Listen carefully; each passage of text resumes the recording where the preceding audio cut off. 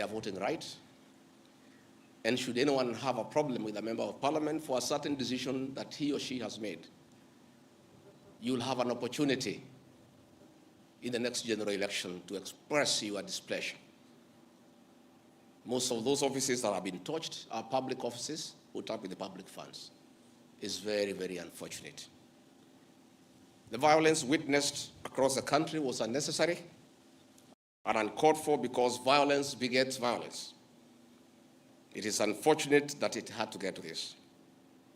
Dialogue is critical to avert similar occurrences in the future.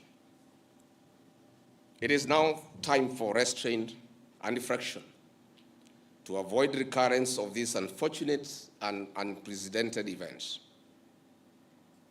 The decision by our president this evening to withdraw the finance bill after listening to the people of Kenya is the new beginning that should nurture the culture of consultation and engagement. The president, in his own admission, has listened to the people and admitted there was a problem that the people were opposed to the bill in its entirety. It is also the beginning of acknowledging that there is a disconnect between the people and their government. I really want to thank the president for listening to the people as he should be. The president, myself, and elected leaders are servants of the people. Going forward, this should be the norm, listening to the people. I'm on record for the last 3 months of asking leaders to listen to the ground. And I'm happy that my boss, my president, has listened to the people of Kenya. As a truthful and honest man, I must acknowledge that we must engage Generation Z and other young people and all Kenyans, including the church, business community, on critical issues facing them. It seems that either we have not listened enough or we have not communicated our intentions effectively, yet many have voiced their concerns. I would like to take this opportunity to ask our leaders to stop the culture of castigating the people with different views and opinions. It is time for leaders to tone down and stop the habit of talking down to the people. And this brings me to the critical issue why I've called this press conference. As Deputy President of the Republic of Kenya, I and President William Ruto were on the ballot and were given a mandate by the people of Kenya directly. I am an elected Deputy President, I'm not appointed. I therefore have a responsibility to the people of Kenya, and that responsibility is informed by my belief that honesty and truth are critical components of leadership. We have lost lives, property destroyed, anarchy, fear, uncertainty. How did we get here? How did we get here? We were just elected the other day as a very popular government. Where did the rain begin to beat us? Where did we stop listening to the people? President William Ruto and I were the darling of the Kenyan people by listening to them, by engaging them.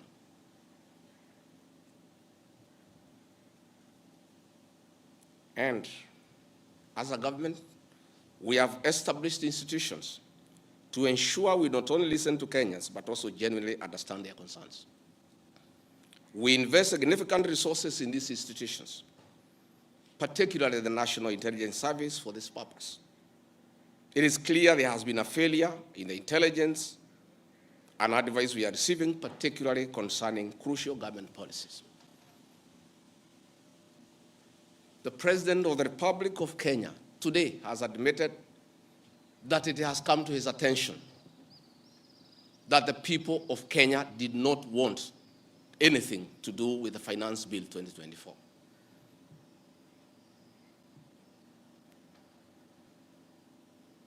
President has now agreed that we need to listen to the people. And I sympathize with my boss, President William Ruto, because this information was not available to him. I know President William Ruto. Had he known 2 months ago that the people of Kenya did not want anything to do with Finance Bill 2024, he would not have asked his parliamentary party to push it through. Yet, we have an organization paid by the public to give him and government such information. And that is where the problem is.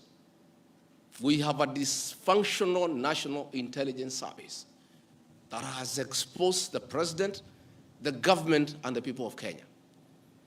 Had the National Intelligence Service briefed the president 2 months ago about how the people of Kenya feel about the Finance Bill 2024, so many Kenyans would not have died.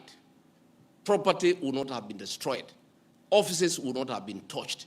There would have been no mayhem. But they slept on the job. It had to take people to die, property to be destroyed, protests across the country for the president to know the truth of what the people of Kenya feel. Yet, there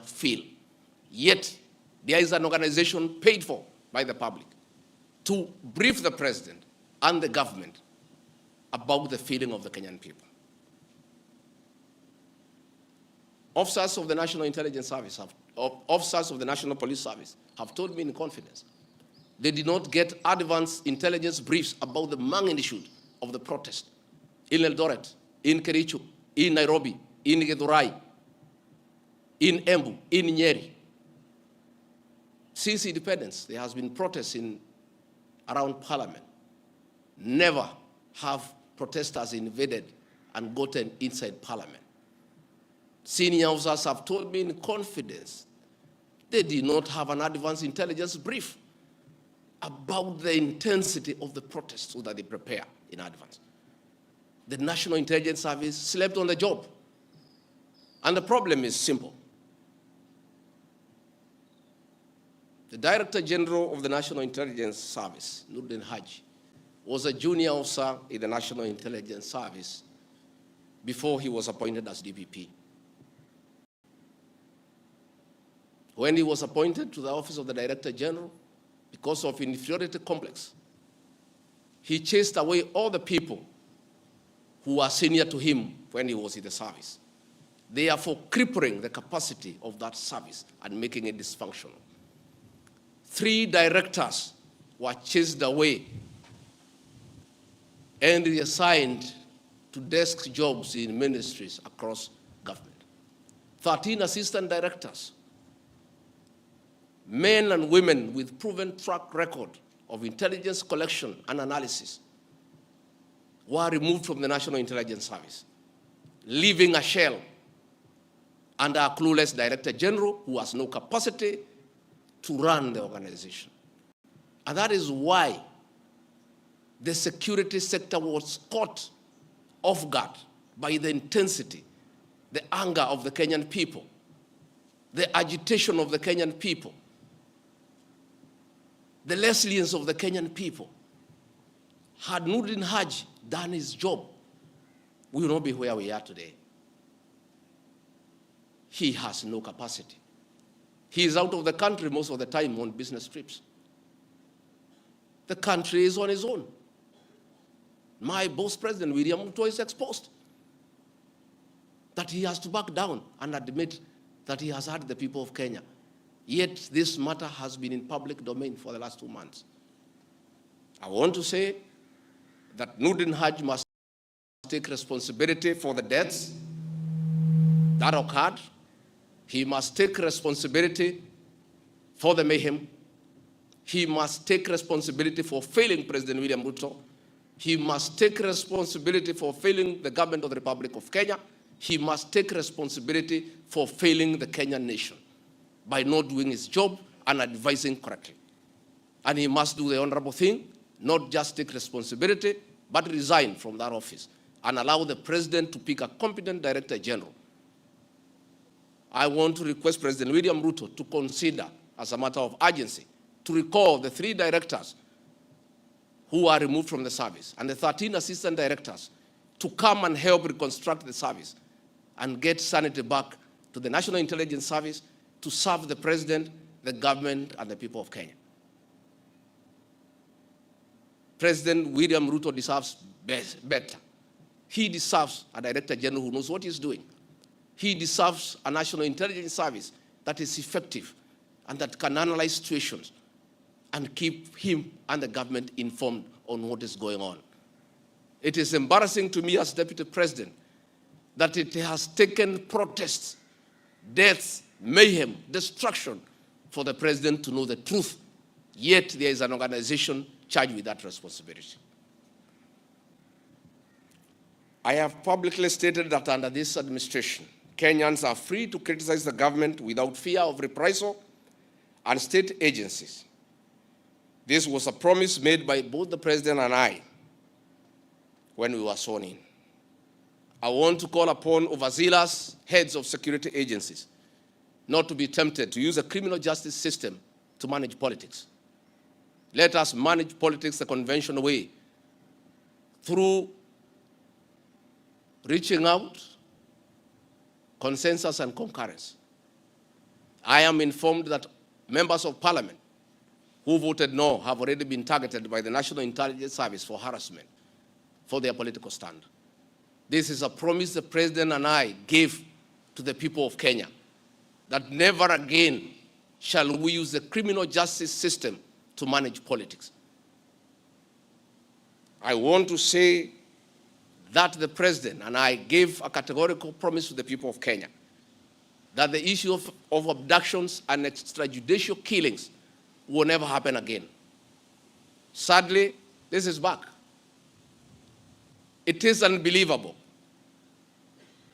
that the son of the Honorable Attorney General of Kenya, Justin Bidan Muturi, was abducted at night in a commando style by officers of the National Intelligence Service and held incommunicado for 18 hours.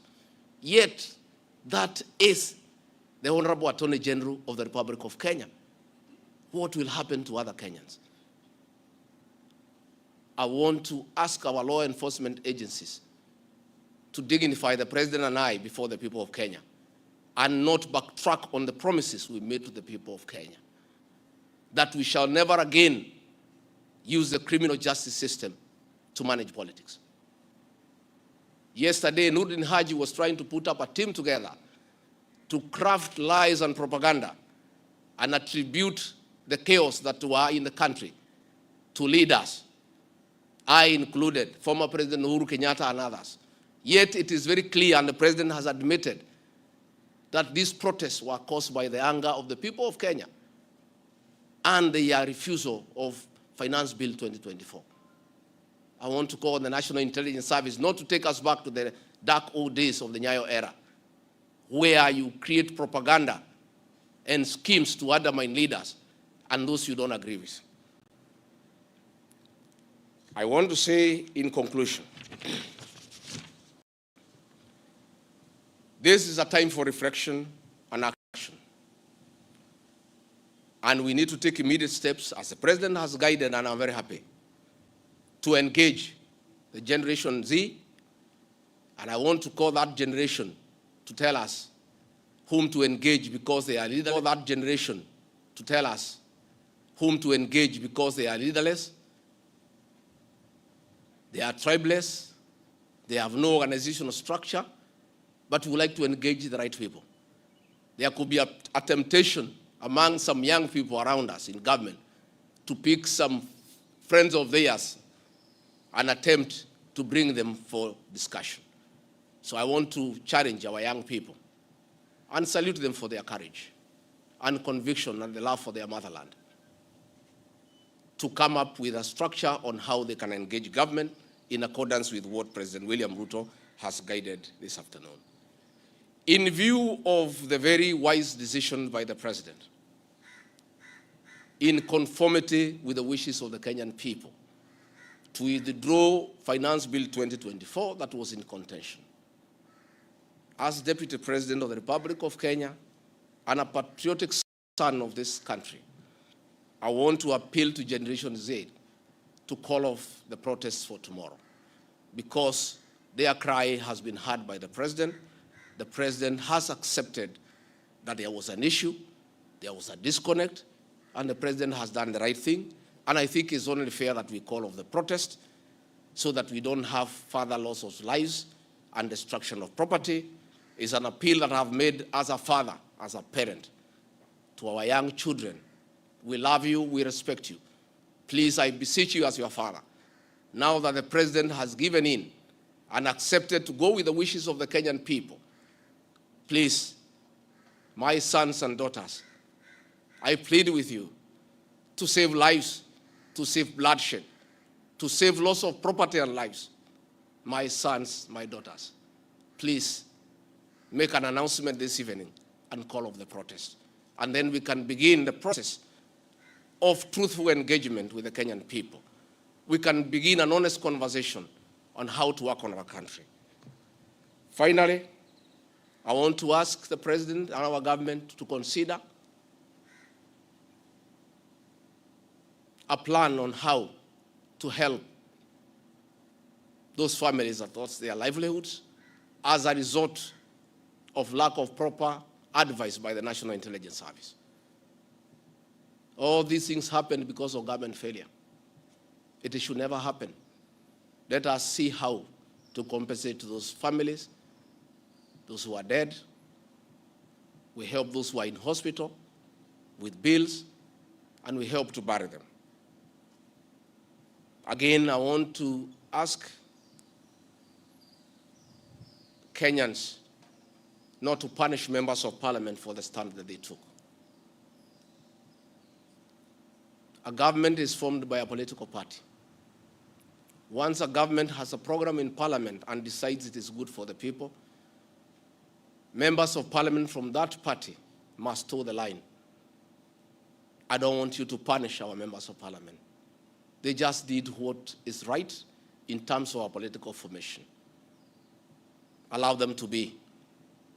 Allow them to support their government, because that's why they were elected as members of the government party. Let us not harass them. Let us not abuse them.